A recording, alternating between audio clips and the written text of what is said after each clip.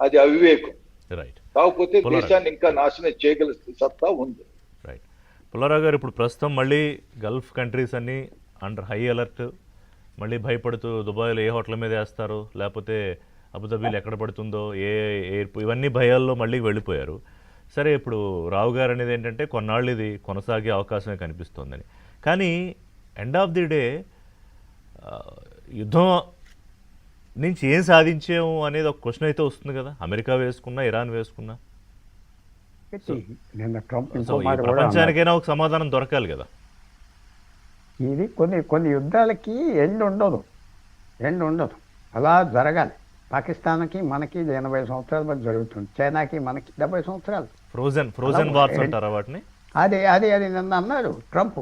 ఆ, Vietnam war 19 సంవత్సరాలు జరిగింది, మీరు ఏడవలేదే అప్పుడు. అది ఆయన వ్యతిరేకంగా ఉన్నారు. ఆ, 19 సంవత్సరాలు జరిగింది అన్నాడు. ఈ ఆఫ్ఘాన్ వార్ 15 సంవత్సరాలు జరిగింది, 15 వారాలు కూడా అవ్వలేదు అన్నాడు. రెండవది నన్ను పెద్ద స్టేట్మెంట్ ఏమి ఇచ్చాడంటే, ఈ నాయకత్వం ఎక్కువ రోజులు ఉండదు ఇరాన్లో అన్నాడు. అవును. డైరెక్ట్గా థ్రెట్ ఇచ్చాడు. ఎందుకు ఇప్పుడు అందరూ గ్యాదర్ అవుతున్నారు, లేపేయాలంటే అందరిని ఒకేసారి లేపేయచ్చు అన్నాడు కదా. నేను చంపేస్తాను అన్నాడు, మిమ్మల్ని అందరిని చంపేస్తా అన్నాడు.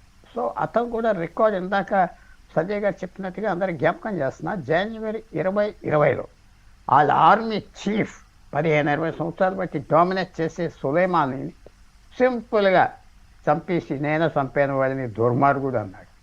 ఇవన్నీ చేశాక ఆ ఎయితుల్లా ఖమేనీ కూడా ఒక సంవత్సరం నుంచి బయటకు వస్తే ఆకాశంగా న్యాచురల్గా చూసేవాడు, అవునా రాకెట్స్ వస్తున్నాయేమో అని. ఆ బొమ్మలన్నీ ఉన్నాయి. అంత సింపుల్గా కూర్చొని మాటలు చెప్పడం కాదు. మనం రెండు విషయాలు వారు చెప్పినట్టుగా, జనరల్ గారు చెప్పినట్టుగా ఇలా జరుగుతూ ఉంటుంది. రెండోది డ్రమాటిక్గా ఏమన్నా అమెరికా ఇజ్రాయెల్ చేయిస్తారా? డ్రమాటిక్గా అది కూడా జరగవచ్చు. తిరుగుబాటు జరుగుతుందా ఇరానియన్ హామీలో? చెప్పలేమంటే అయిపోతుందని నేను అంటలేదు, చెప్పలేము. అన్నీ ట్రై చేస్తాను నేను.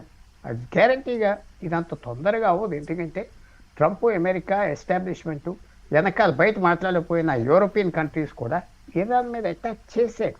చిన్న విషయం కాదు, చాలా పెద్ద విషయం. వాళ్ళ మీద ఉన్న చారిస్మా అంతా పోయింది. ఎవరూ అటాక్ చేయలేదు. సరే, వాళ్ళ తర్వాత ఏం చేస్తారు? అరబ్ దేశాలు కూడా నేర్చుకున్నారు ఏంటి, వీళ్ళు ఎప్పుడైనా మళ్ళీ ఇరాన్ మళ్ళీ ఫినిష్ చేస్తుంది, వీళ్ళకి అగ్రిమెంట్ లేదు, పాడు లేదు, ఏం లేదని ఖతార్ లాంటి దేశాలు కఠినంగా, వాళ్ళు ఇస్లామిక్గా ఉండే దేశాలు కూడా ఇరాన్ నమ్మకూడదని ఉంచారు. చాలా పరిణామాలు వస్తాయి, ఎదురు చూద్దాం. ఇది ఆఖరి యాక్ట్ కాదు. ఈ స్టేజ్ మీరు అన్నట్టుగా ట్రోజన్ వారా ఇంకా ఎక్కువగా జరుగుతుందా? జరగవచ్చు. మనం ఎక్కడ ఆగిపోతుందో చెప్పలేం, ఎక్కడి వరకు వెళ్తుందో చెప్పలేం. రేపటితో మళ్ళీ ఇరాన్ సరే కొన్ని 2 సంవత్సరాలు పీస్ఫుల్గా ఉంటే పోయిందేముంది, మనం అంతా బిల్డప్ చేసుకోవచ్చు కదా అని కూడా జరగవచ్చు. లేకపోతే సాయంత్రానికి ట్రంప్ మళ్ళీ ఇంకోటి అనొచ్చు. సరే, ఇంకా నాకు మరి చాలా మంచి వాళ్ళు ఏదో కోపంగా అన్నాను, కాళ్ళబేరానికి వచ్చారు, సరేలే అని ఆపుతున్నానని కూడా అనొచ్చు.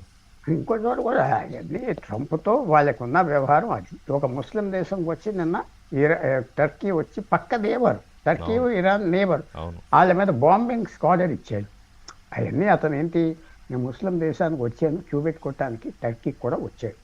వచ్చి అక్కడి నుంచి వాళ్ళతో కలవటం చేయటం, ఆ డివిజన్స్ అన్ని సైకలాజికల్గా చూపెడుతున్నారు. ఇద్దరికి ఇంట్రెస్ట్ ఉన్నాయి, చూద్దాం. సంజయ్ గారు, కంక్లూజన్ దాంట్లో అంటే ఇప్పుడు ఇంపాక్ట్ ఆల్రెడీ మొదలైపోయింది కదా, ఆయిల్ మళ్ళీ పెరగడం, సరే కొద్దిగా పెరిగినా కూడా చమురు ధరలు పెరగడం, స్టాక్ మార్కెట్స్ ఎఫెక్ట్, ఇవన్నీ కనిపిస్తున్నాయి. సో ఎట్లా ఉండబోతుంది కంటిన్యూ అయితే? ఒకటి, మనం చూసినట్టయితే చమురు ధరలు పెరుగుతున్నాయి, కానీ మరీ ఇంతకు ముందు అనుకున్న